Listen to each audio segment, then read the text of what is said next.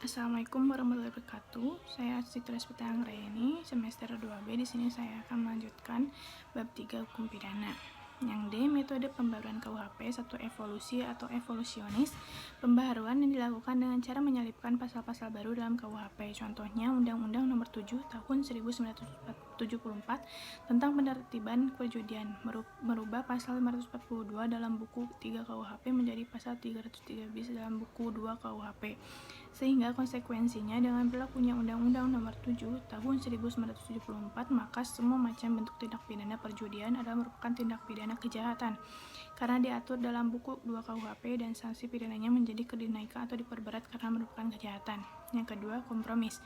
Pembaharuan yang dilakukan dengan cara menambah atau menyelipkan bab baru dalam KUHP. Jadi apabila ada aturan baru, cukup dengan cara menambah atau menyelipkan saja, misalnya Undang-Undang Nomor 4 Tahun 1976 tentang sarana dan prasarana. Yang ketiga, global. Pembaharuan hukum pidana yang dilakukan secara keseluruhan, baik hukum pidana material maupun hukum pidana formal.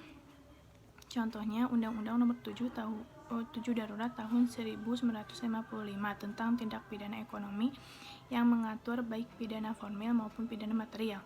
Yang D, periodisasi pembaruan KUHP secara kronologis. Perubahan, penambahan, dan pembaharuan undang-undang hukum pidana telah dilakukan terhadap beberapa aturan atau undang-undang, diantaranya Undang-Undang Nomor 1 Tahun 1946 tentang peraturan hukum pidana, Undang-Undang Nomor 20 Tahun 1946 tentang hukuman tutupan, Undang-Undang Nomor 7 Darurat Tahun 1955 tentang pengusutan, penuntutan, dan peradilan tindak pidana ekonomi, Undang-Undang Nomor 1 Tahun 1960 tentang perubahan KUHP, Undang-Undang Nomor 7 Tahun 1974 tentang penertiban perjudian, Undang-Undang Nomor 27 Tahun 1999 tentang perubahan KUHP yang berkaitan dengan kejahatan terhadap keamanan negara.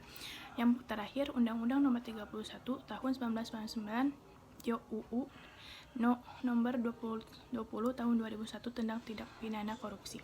Cukup sekian yang bisa saya sampaikan. Mohon maaf apabila ada kesalahan. Wabillahi taufiq walhidayah. Wassalamualaikum warahmatullahi wabarakatuh.